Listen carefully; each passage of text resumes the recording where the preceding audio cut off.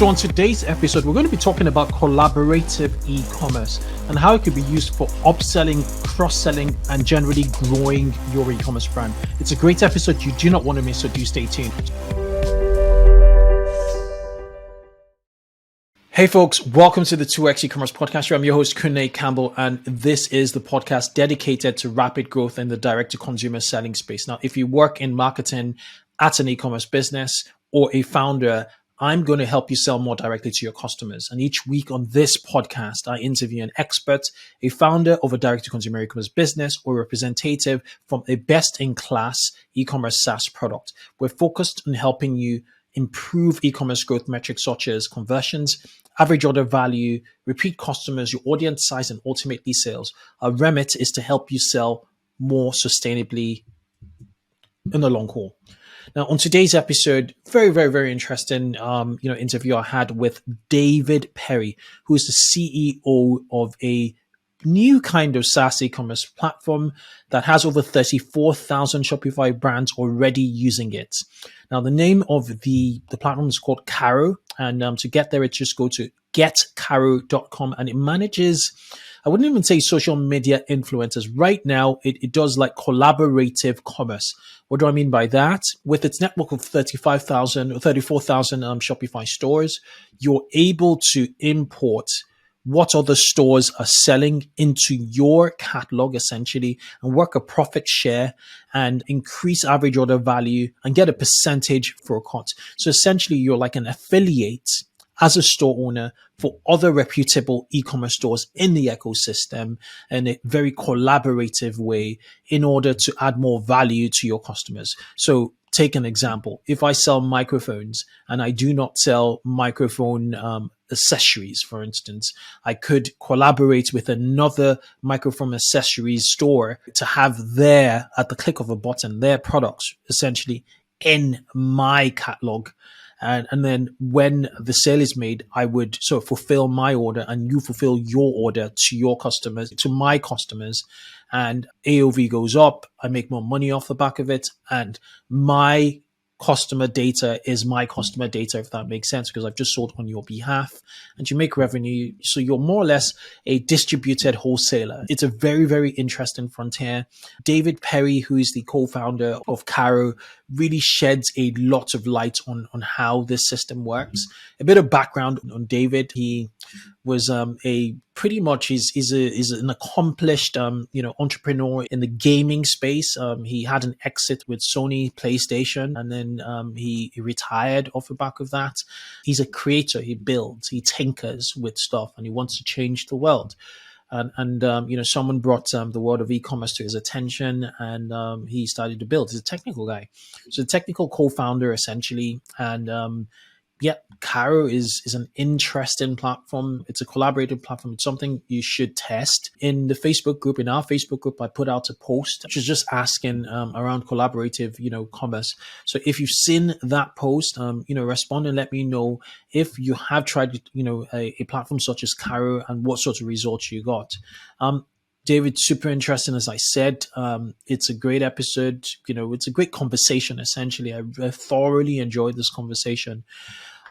Before I let you go, before you listen to this episode, there's going to be a short interlude from our sponsors who make this podcast possible. So, listen into that. And then after that, you just crack right straight into my conversation with David Perry, co-founder of Carro. See you on the other side. Cheers. Hey, welcome, David. It's an absolute pleasure having you on the 2x e-commerce podcast. Great to meet you. Thank you for inviting me. Brilliant. We're going to jump in to get Carro, as I explained to the guest, prior. But I want to know more about you, David. What's your background prior to get Carro, and then we could sort of get that story to the lead up to how you built out Carro. One thing you might not realize is I'm actually British. I know you're in the United Kingdom. You are in the United Kingdom right now, yes? Yes. So I'm actually from Northern Ireland, from Belfast, and I went to school there. And I sort of self-taught myself how to make video games but there was no video game industry in Ireland. So I had to move to England. And so I literally left high school and went straight to England and started making professional video games. I got to make Teenage Mutant Ninja Turtles, Aladdin for Disney, the Terminator. I even did the Matrix video games. Probably the one I'm known the best for is actually this funky game called Earthworm Jim, which was on the Sega Genesis a million years ago. But the last thing I did was build a company which was focused on streaming games from the cloud. So the idea was that someday you won't need to own consoles. And so we built the technology to allow the games to stream from the cloud, and PlayStation bought the company and then built it into the PlayStation. It's called PlayStation Now today, and there's millions of people paying for that. Incredible. So that was my last company, and I was supposed to retire. I built myself the most unbelievable man cave ever with, woodworking, photo studio, 3D printing. It's like a full maker space. And I got...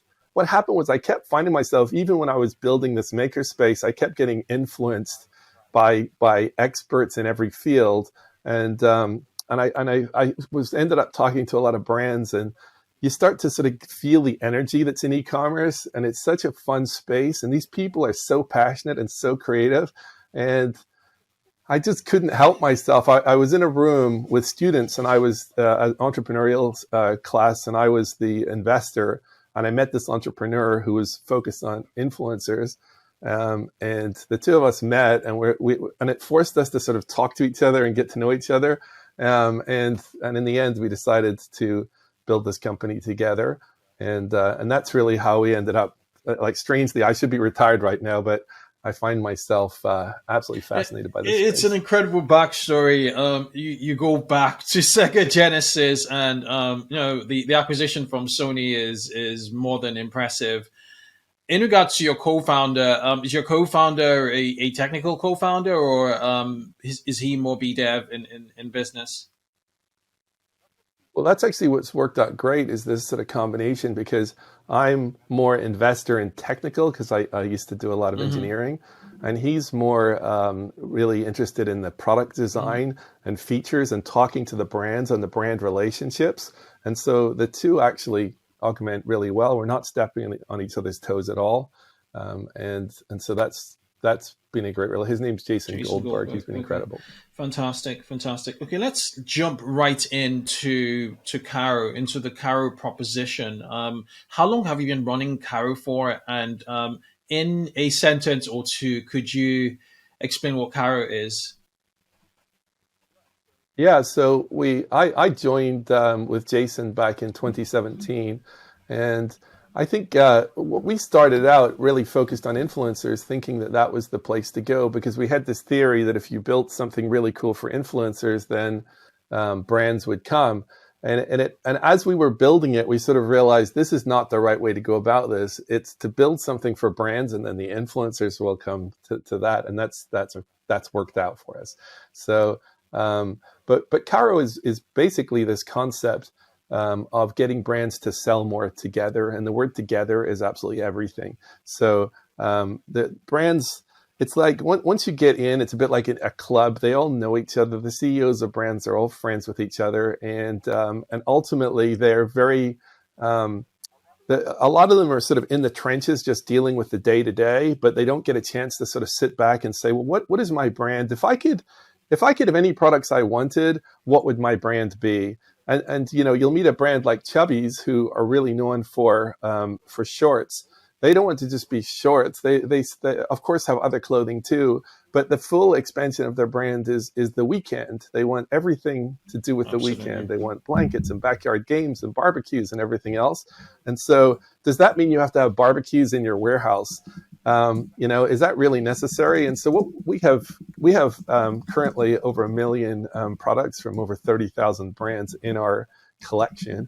And you can, our concierge team, more than happy to make introductions, or you can look through our catalogs and start to find other partners. But the concept is, imagine you sell makeup today. Do you sell the brushes too? Because when they're finished buying your makeup, they're going to go buy brushes from somebody else. Why don't you get those brushes into your cart and you have that sale too. It's as simple as that. Why not complete the shopping spree that this person is currently on? And you'll find it in every industry. If they're selling bicycles, they need helmets. If they're selling nail polish, they need nail polish remover. And so that's what we do, is we try to pair the brands together. But the one big twist is we're not having you buy helmets. You're just taking the helmets from their store and placing them in your store digitally and being able to sell them like that. So there's no risk to this. There's no inventory being purchased. There's no products moving around. You're not writing wholesale checks or negotiating restocking fees or any of that stuff. It's a very, very modern approach to this concept, and it allows you to try any product you want. Interesting. It brings a plethora of questions. I have one is it one click? So do you just import? So really, the way from the sounds of things, it is really an extension of your catalog. You have a product catalog, where you have inventory, which you know to be yours. And what you present to your customers, obviously, is what you have in stock. But you're saying that essentially, or what Carro does essentially, because Carro currently has 1 million products in in its portfolio, along with 30,000 brands, is that you can go into Carro and say, okay, what products actually complement my offering to my customers from these trusted brands from Carro, and can I just extend the offering to my customers with Carro's suggestions or with what I discover on Carro? So is it just a one-click button and then bingo, as in I've extended my 7 SKU website to 14 SKUs? Yeah, I mean, it literally is that simple. The reason is you ask yourself, what is an actual product? I mean, the last thing you want to do is to say, I think I'm going to sell helmets, for example. I'll buy this one or maybe 2 colors in just the most popular sizes, and I'll buy 10 of them. Well, what if your marketing actually works? Those 10 are going to sell like that, and now you're out of helmets. But by doing it this way and taking the helmet from the supplier, it means that the supplier will do their fulfillment, which means that they have a huge warehouse of helmets, so you can sell like crazy. But in reality, what is a helmet in their world? It's a product description, it's some images, and it's inventory levels, and so we can literally just move that across into your store instantly. Which takes me to my next question, which is around customer experience. So my customers might be used to me dispatching at 4 p.m. as in having a 4 p.m. cutoff, and expecting that in 48 hours or less, they always get what they order from my store. Sometimes, I might even have a loyalty program for expedited shipping for a particular group of customers. So how do you control customer experience with Carro? You're managing 30,000 brands. Is there a vetting process to get on board Carro? Because some listeners of this podcast right now might want to get on Carro, because this sounds like a channel expansion, in my opinion. Yeah, we are trying very hard to filter and try to find brands that other brands are going to want to work with, and so it's a little challenging, obviously, if someone has get no sales and maybe their products are just drop shipped from China, no one's going to want to partner with them. The people that they want to partner with are the ones that have high quality products, that are doing a good job, that have nice stores, and they generally care about getting their products to their customers on time too. And if you have some very, very stringent requirements, you can of course call that brand up. This is your partner, and say, can we work out a way to get this stuff shipping at 4 p.m. or whatever your specific requirements are. It always has to be a pink box for some reason. You can have that discussion. There's no problem. But what we're trying to do is design the sort of underlying platform to enable it, the possibility for it all to work. And that's the core technology that we've built. But at the end of the day, we do see that there's always these interactions between brands that care about some specific thing that they want to talk about. Interesting. And you talked about the fact that you're one of 18 or 13 Shopify sales channels. But that's not Shopify. Do you want to expand on that, please?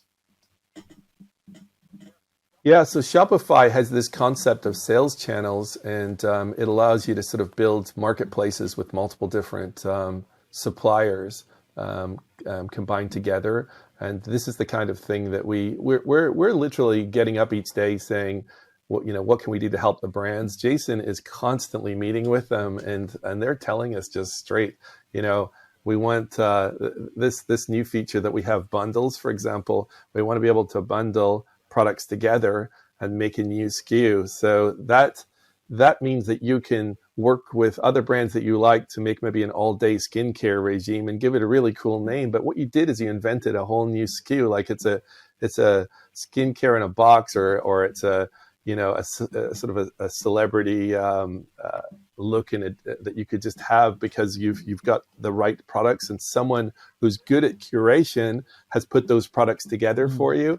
And then sell that as a bundle. Another thing that we've been working with, which is kind of a fun one that I haven't mentioned to you in the past, was the idea of sort of intelligent recommendations based upon knowing what is cool. And it's hard to explain what that means. It's not what recommendations today means. In your e-commerce store, you're upselling something that already, like that's already in your store. For example, you sell an electric toothbrush, and so you're trying to upsell an electric shaver with that electric toothbrush.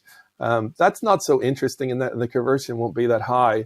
What we do is we look to see, with an electric toothbrush, what is the highest converting thing that we can put beside that in your store. And it turns out that right now that would be Kendall Jenner's toothpaste, which is from a company called Moon Oral Care.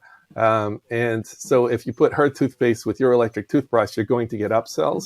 And that's the kind of thing that's fun with this as well, because when you're working at scale, then we have lots and lots of choices. Exactly. And so you don't always have to look into your inventory to say, I don't really have anything that goes with that, but I guess I'm going to try to sell you a vase or something with it, or a vase, as they say in England.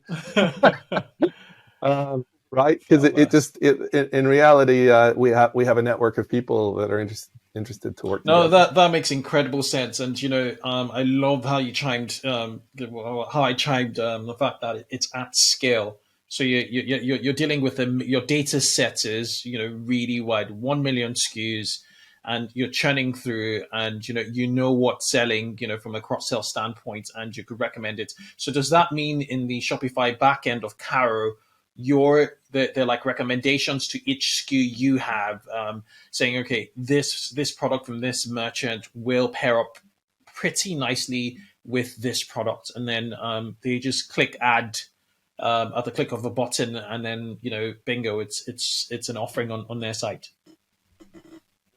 Yeah, we've actually just recruited in a whole slew of incredible data scientists to work on the machine learning aspect of it, because in a way you can never sort of be done with that, because there's always new ideas and thoughts on how you can make it better and better, because you can also build in equations like how high quality is this brand, do they deliver on time, etc. Yep. And so these all matter.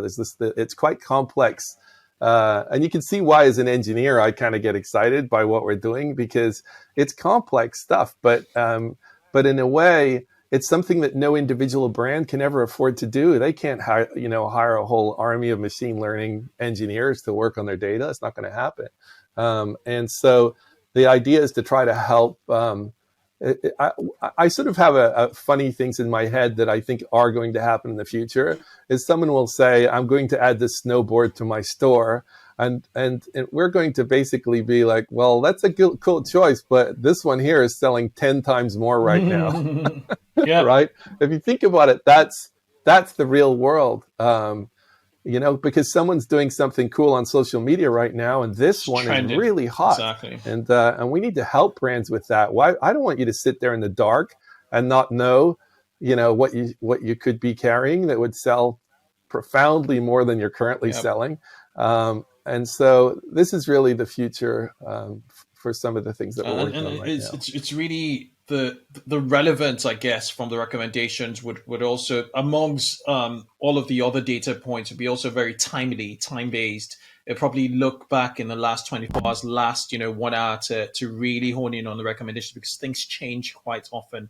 Kendall Kendall Kendall Kardashian could essentially, have posted something on social media, and then that could have been, a trend, in the last 24 hours. The freshness of that would really, really, come to play. Okay, so we talked about functionality of Carro, how it works, customer experience, the impact of customer experience, and you talked about the fact that it is fulfilled by merchants, which makes a lot of sense. It's just cost effective. The merchant is not going to have to ship to the brand, and then there's a time delay, and then there's cost to that. What about data sharing? Obviously, with we've with a lot of the heavy lifting done by the brand to attract traffic and a customer to their website, and then offering them recommendations. Is there a data sharing mechanism, and what are the ramifications, especially in the EU, for instance, in the UK with data protection laws? How does that sort of play out on Carro? Yeah, so again, as a platform, what's kind of interesting is we don't own any of the data. The data all belongs to the brands. So we don't, we're like Switzerland a little bit, like, because we're not competing with them in any way. We're more of a switchboard. And so it's their data. If they ever leave our platform, they take their data with them. That's just how it is. And it's something that we take very seriously. We, of course, have a data compliance team. And GDPR, CCPA is what they have over here in California. It matters immensely to us. And so whatever the restrictions are, in a way, to some extent, working within the sort of rules of Shopify's system, we have to support all of this as well. But it's really up to the brands to work out what their data relationship is. Meaning if they're going to redact data or if they're going to share data, because they can do that anyway. And so it's really up to them how they handle the relationships. But we certainly have built in the systems to redact data and protect it. So more merchants redact data than share data on the platform at the moment. Yeah, it's totally up to them how they handle it, and if there's any sort of changes in the law, which honestly I think maybe the way it's going to go is it's getting tighter and tighter and tighter on privacy globally. So at some point we will just maybe have to force full redaction of data as time goes on. We have a whole team just to handle this. And then the other ways to sort of play with this as a merchant, I would think. So if, for instance, a sale comes to my dashboard as a Shopify merchant from Carro, from a Carro merchant, I would rethink packaging and how I communicate to that particular customer within the packaging. Obviously, that's an overhead in warehousing and in my packaging, but I think in order to win customer data, especially if we've put a lot of effort into delivering a really good product and getting it to them on time, I'll probably want to put a slip or something to let them know that they could get another discount, for instance, in the next shop with us, and just let them know that we exist, as a merchant, I would think. Well, let's think about the value of that. The customer acquisition cost, effectively you didn't pay Facebook or Google anything. You got a brand new customer that you're now sending a box out to. Yes, that is a valuable situation. We've had celebrities ask, can they put a letter in, from them saying, thank you for buying my products. But what's interesting is, I think from a brand perspective and from an influencer perspective, is this idea that they currently today don't know who they influence, because a lot of the deals they do are some kind of affiliate deal, or they're using some kind of codes and sending the sales somewhere else. That I've met with influencers, they're like, oh, it's so exciting, I just got my merch deal. And I'm like, well, how does it work? And they go, well, this company sells all my stuff. And it's like, but that means you don't have any customers. So what happens today is a lot of celebrities and a lot of influencers don't know who they influence and have no way to ever reach them. And they've been doing this for years. And so if you think about it from the perspective of building your own customer database, it means that ultimately they can then remarket and say to the next, cosmetic deal they're going to do, I've sold, 4 million people have bought cosmetics based on my advice, and I have they're in my Shopify store, and I would like to, would you like to work with me, or you want to work with this other person who has no clue who they actually influence? And so it's kind of the future for me. And I think it's a huge expansion opportunity for commerce. Today, there's probably about 8 million brands in the world. And this is my own estimate. And I estimate there's about 60 million influencers right now that would be applicable to this. And so we're starting to think about what does that paradigm become? How does celebrities and influencers retail in a completely frictionless way? And so this is something for 2022. We're going to be putting some serious energy. I can't wait to find out more about that when it comes. Okay, so you talked about CAC is really, really important because CAC is rising. Everybody wants to sort of have their customers stick with them longer. How does profit sharing work? Given the fact that a brand has already incurred the CAC cost up front, and essentially another brand is, I wouldn't say piggybacking off, that, but because everything it's a cooperative at the end of the day. So how does profit sharing work? For what does it play out on Carro? What's most important is getting brands to agree that this other person who went and found this customer and sent the order to you is important. This is not, this doesn't happen for free. They went and built a brand that people are going to their store, they're seeing your product, and then they're buying it, and you're getting that order. That to me is a pretty great relationship. How many of those would you like? Lots. And so in that scenario, well, are you going to be generous to those people? Or are you going to try to literally give them nothing? Just, hey, I'll give you 1% margin. The more generous you are, it's kind of obvious. The more generous you are, the more you're going to get brands that want to partner with you. And so it's, in a way, it's a self-solving problem. If a brand is unwilling to share, meaning that if in a normal retail relationship, or maybe they don't have any retail relationships because they won't give away any margin. And I've talked to entrepreneurs like that, and they just don't have any relationships because they won't share margin. And it's like, but that doesn't really make sense because awareness is the path to growth. And awareness is so expensive if you have to pay for it. If you're actually literally buying it and then crossing your fingers and hoping people are going to convert, every single one of these sales that comes in is an actual sale, right? You're only ever sharing the retailer cut, but when someone hands you a finished sale, like the sale already happened, here's the wholesale money, would you like to complete this transaction, please? That's an ideal scenario. And you're not wasting your time and dealing with returns or any of that kind of stuff, by selling wholesale deals that come back or anything like that. This is about as frictionless as it could possibly be. But ultimately, the way I look at it is you're putting hooks in the water. And how many hooks do you want to have in the water? Because every single visitor to those stores that see your products, even if they don't buy, as you know, in marketing, they always teach you that people have to see things multiple times to finally make a decision to buy it. You've got those hooks in the water, and all these different customers are coming by and seeing your products. And later, if you end up using our recommendation system, it means that your products will also be seen in checkout. How important is it that your products are seen in checkout? Because if you think about the design of any e-commerce site, the node is the checkout. Like whatever page you come through, you end up hitting checkout. So, and the credit card's out at that moment. It's probably the most valuable real estate there is.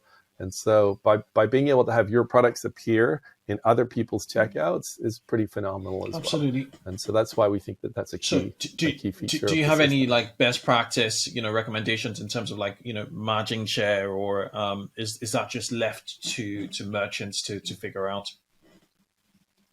Yeah, currently we will tell brands that what we think is that we'd like to have appear in their store, and then they can vet that and say, actually, I don't want to compete with that brand, or that we don't like this brand, or whatever. They can filter because they need to have that control. But ultimately, in the long term, 3-5 years from now, I'm hoping a bit like Tesla's cars, you'll just start to trust it. It's going to take a while for people to just to learn to trust it, but so it will take some time for that to happen. But over time, in a way, if we can prove to you with data that the decisions that we're making are growing your store, then to some extent, why not just let that do its thing? Brilliant stuff. I just wanted to ask just one kind of like final question, which is like, how have, merchants, Shopify merchants, sort of discovered Carro over time? What's been has it been through the Shopify app store? Has it been word of mouth? What has led to the growth? Because, 30,000 brands on your platform is substantial. Yeah, it's kind of surprising. I'm actually impressed that you found us as well. In reality, we haven't started marketing yet. We officially start the 1st of November, and from that point, we're going to do our first press release. And that's this is kind of fun. This is my first podcast now that we've agreed to start really marketing, and we are going to launch a new website, completely new messaging, really tight, really clean. We have an amazing agency working on that right now. We hired a PR agency as well. We have some pretty exciting news coming on who invested, and overall, things are going really well. So this is going to be the biggest Black Friday and Cyber Monday in history. And so we're literally spending our time in the short term right now just getting ready for that, getting our brands, hardening the code, getting everybody ready, and then when we come out the other side, we'll be focused more on continuing to grow the network, and so that's going to be fun. I'm super excited for you, for the team, most especially. This makes sense. Whether it's trying to increase AOV. Whether it's to get people to stay on your site longer, to drive value, to drive CLV long term, extending, creating a channel at the click of a button for me, it's a no brainer. It's a total no brainer. For best in class Carro merchants, what percentage of revenue is Carro sort of accounting for in comparison to your box standard channels, whether it be it the Facebook, the Googles, and the like? In general, we see when a brand leans in about 20% growth right away. When they lean in hard, then we see maybe 60% growth in their company. And so, and that to us is still early days because they've only just started adding products. If they keep adding more and more products, they're going to get more and more sales. So you have to, it's a new thing. A lot of brands didn't wake up this morning knowing this is possible. And so, and they think, this means you're drop shipping from China. And it's like, no, that's not what we're doing at all. And so to be clear, that's not what this is. And it's not some kind of a affiliate thing. It really is a way to grow your business. And when you see like two baby brands collaborate and their sales just go 60% up, within that month, then you're kind of like, okay, this is really interesting. And what more can they do together? And what is this going to do to wholesale? Because wholesale as a concept becomes kind of archaic. Yeah. If you look at every single pain point in wholesale, this just solves it. And again, if Shopify fulfillment comes online in a way that we can use sooner than later, we're really excited about that because that will make the final shipping of the products more consolidated if they show up next day. Yeah, I'm super excited about that. Super supportive. And again, we're very supportive of Shopify getting more celebrities and influencers live as quickly as possible because I think that's going to be critical to their careers. What about the critical ratio of my products versus my partners' products. I like to view Collective more as partners, right? Is there a fine ratios? Is it 50-50? Is it 60-40? Should your customers still experience more of you, or do you sort of notch it up over the holidays, for instance, and then notch it down a little bit? What are you seeing, or what would you recommend from Caro's point of view? Given the fact that you're essentially, as you said, a switchboard like Switzerland, where you're orchestrating all of this as a platform. Yeah, what happens is I say to brands, does any of your customers ask you questions or advice? Is there anything that they say,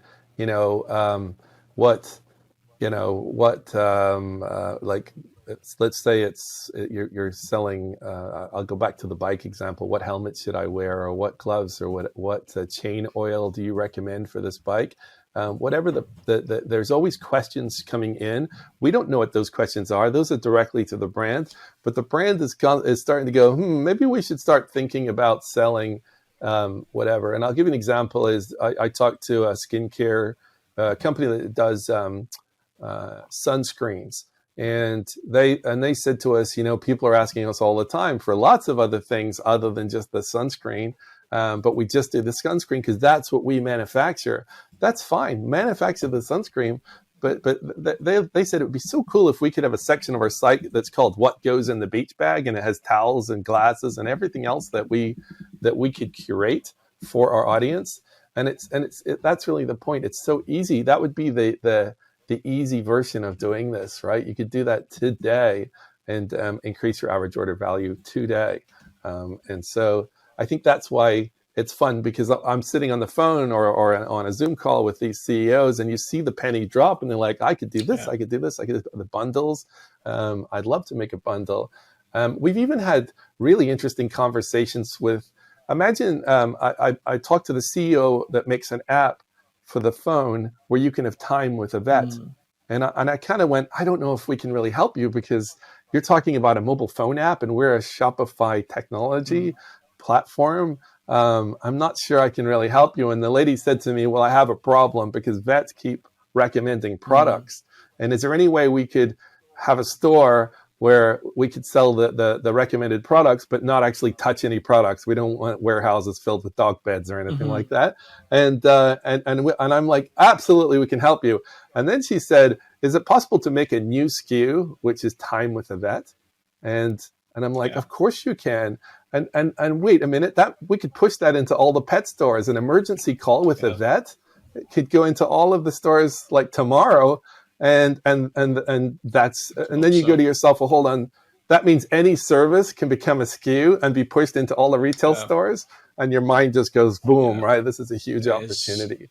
And so that's where this is so fun. It's fun. It's incredible. I'm really looking forward to how creative merchants sort of get with it, because sometimes even as a creator, yourself, you only know what you know, and then people will take what you have, what you put out there, and really get creative with it.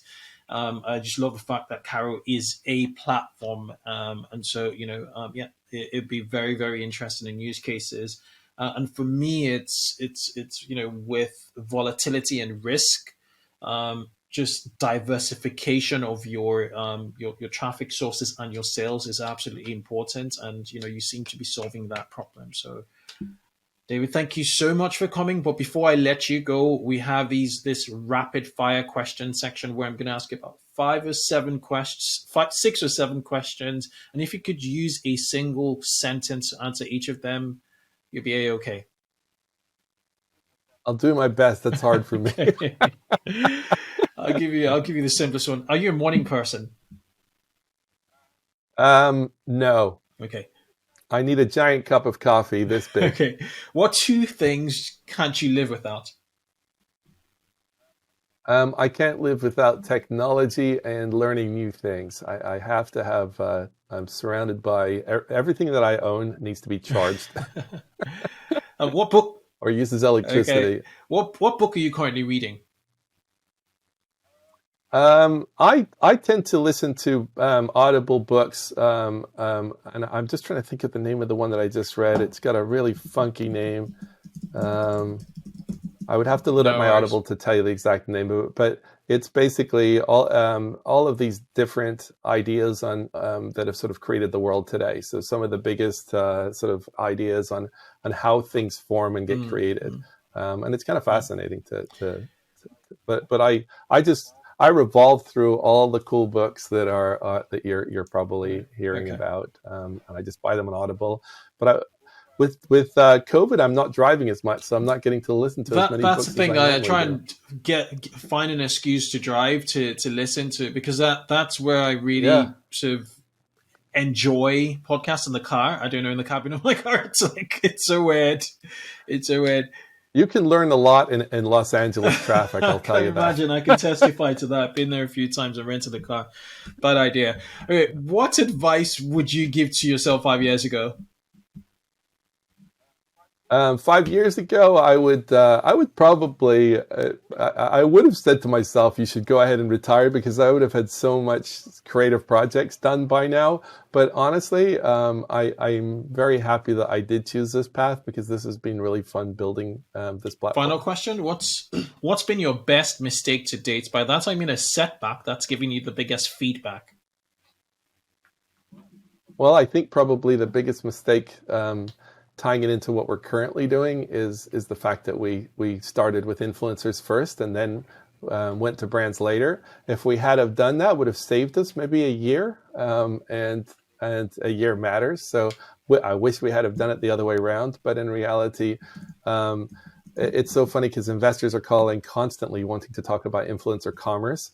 So in a way, it all works. Yeah, out. And interestingly, when the opportunity to speak to Carro, when I was doing my research on Carro, I thought initially you were an influencer marketing platform. It was not until I started to really research and realize you're more like a collaborative commerce platform. David, it's been an absolute pleasure having you. For those who want to, find out more about, Get Carro, it's getcarro.com. So GETCARRO.com. David, do you hang out on social media at all, or are you more Not so much. But one note for your for the fans of your show. Let's if they email hello@getcarro.com and mention this podcast, then they will get special treatment. Just make sure that they fantastic. They reach out, and they will get full concierge treatment for that. So other than that, I love what you're doing, and I want to say, thank you for sharing this kind of information with people, because honestly, there's so many entrepreneurs out there, and they're when you see them, they're all on the cusp of sort of rapid growth, and I love the fact that you're sort of bringing together lots of cool ideas from different people so that they can grow, and I'm cheering you along, because I think that that's the future. I'm 6'8" tall, and retail has let me down my entire life. So I order everything online, and I love shopping online. And for me, the future of shopping is online. And so I'm cheering these people along. Incredible. You're a very, very pleasant guest. And, I wish you more success with Carro. You probably don't, you already have so much, but it's an incredible, course you're taking, and for me this is a no-brainer. So thank you, David, for sharing. Thanks so much.